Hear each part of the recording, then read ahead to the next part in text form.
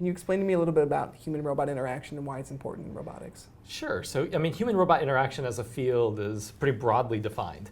You know, you've got robots and people interacting with one another.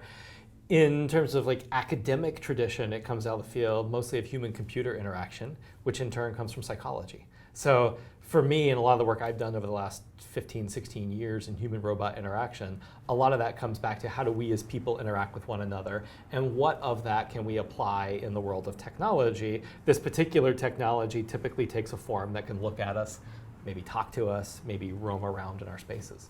So why do you feel that that's important, that we have that technology that can kind of interact with us and kind of work closely with us in building that bond between that technology? Well, I think it really depends on the application, right? Obviously, you know, as humans, we've built technology for a very long time, right? It's something that we do. And you know, you've got a lot of technology now that is getting more and more complex and doing things in the same physical spaces as us, right? And so part of that means stuff's moving around us. Many of these take the form of robots or some other automation, right? So the word robot is not necessarily very clearly defined, right? So we could think about a lot of things that we interact with today, or that we imagine that we're going to be interacting in the next few years that are going to share space with us, and we need to know what that means, right? When this stuff is, you know, in our environments, in our offices, in our homes, you know, in other places where we're going to interact with it, understanding how that's going to work so that this technology is to our benefit and not our detriment is very important, right? So that's a very broad thing, very deliberately, in terms of, you know, how we think about this, the kinds of things that we're building.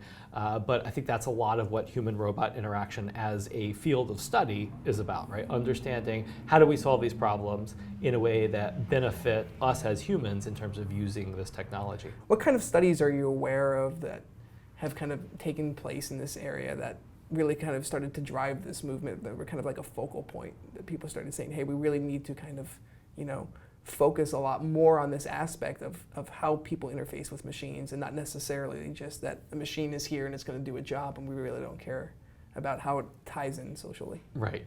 So, I mean, there are thousands of studies in human-robot interaction that have been done over the last 2 decades, and that really builds on the field of human-computer interaction, where you've got many, many more studies going back for about a half a century now, probably even longer.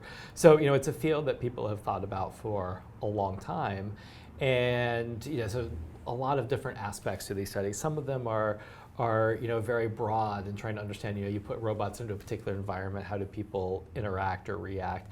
Some of them are very specific, right? So getting down to some of the details, you know, if we have a mobile robot, say, that can move around, how close can it come to you and you're still comfortable, right? So very similar to, you know, interpersonal space. We're a few feet apart right now, right? This would be a bit different if we were like right up close to next to one another, right? And you start to feel awkward when I get into your face. Same kind of thing with robots, right? Is it the same as with us, right? Is, you know, 6 inches too close with a robot? Definitely is if, you know, we were talking 6 inches apart. 3 feet, this feels about right. Is it the same with the robot? So you've got a whole range of things, and you can imagine all different aspects of interpersonal interaction, right, with other people. How do we apply those in the world of technology, specifically in the world of robotics? So there's, you know, this whole body of literature, again, looking at the very broad things, right, robots in particular situations, or how do they help us in education or healthcare or entertainment, to the very specific, you know, if a robot does this particular action or says this thing or, you know, makes this sound, or, right, these very specific pieces. There are a lot of studies around that as well. Now, doesn't mean that the field is done, right? There's so much more that we have to understand for a couple of reasons. One is, you know, there are perhaps an infinite number of those types of questions that we can answer, right? We can keep thinking of new ones, but also the technology is evolving. Right? If we look at what an interactive robot or a social robot is today versus what it was 5 years ago or 10 years ago or 20 years ago, the technology is very different. Its capabilities are different. And as we continue to develop new things, whether that be the technology or the use cases for it, then we need to keep exploring these interactions. And again, going back to how do we make this technology in a way that benefits us as people and the users of it. So looking at some of the studies that have been done, right, from a psychological standpoint, how would you conduct one of those types of studies? Like, what would you find that would be useful information? So for instance, I know you got close to my face a few seconds ago, and we're like, does this make you uncomfortable? Great way to do it, right? And, you know, for some people it does. For me personally, I have a very small personal bubble, so it doesn't really bother me a whole lot. I saw that look. So, but in those situations, though, right, there's generally a distance that people typically like to hold, right? And a lot of it's cultural, some of it's social, right? Some of it's just personal.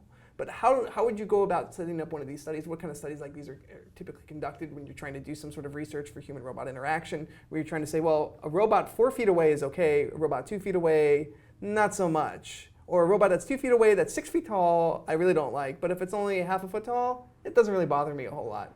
Sure. So I mean, some of those questions are very specific, right? You could imagine how to design a study, and any particular study needs a design that's appropriate for it. But as a rule of thumb, again, I'd go back to psychology. Sure. So when I was starting off doing my master's degree at the MIT Media Lab 16 years ago, one of my mentors was the late Cliff Nass at Stanford. And Cliff semi-jokingly would talk about his research methodology as this. He'd say, so Cliff was an expert in human-computer interaction, right? Later went on to do some work in robotics. But he would say, go into the psychology section of the library, right? I'd find a paper with a great study about two people interacting with one another. And I would take one of those people, cross it out, put computer, and steal it, right? And so, he ended up publishing, I don't know, possibly hundreds of studies, right? A lot of different studies of human-computer interaction. Now, he was very clever then about how he translated those into the world of people interacting with technology. Right. But in general, that's a great technique. So some of those early studies that I was doing, more than a decade and a half ago, Cliff and I designed together, right? Really using that kind of methodology. Okay, if there's this kind of a problem that you want to solve, or this kind of a thing you want to learn, again, there's a great precedent in how do we as people interact with one another. Let's go borrow from that, right? Let's learn what we've already used in academic or research settings to understand how people are interacting with one another and understand how we apply that with technology. And so it's a great way to think about that, right? Again, what we're building in terms of the technology is very new. What we're creating in terms of the interactions is not. Right? Sure. We really want to leverage what we as people already innately or naturally know what to do and how to do with other people, but understand where the technology fits into that.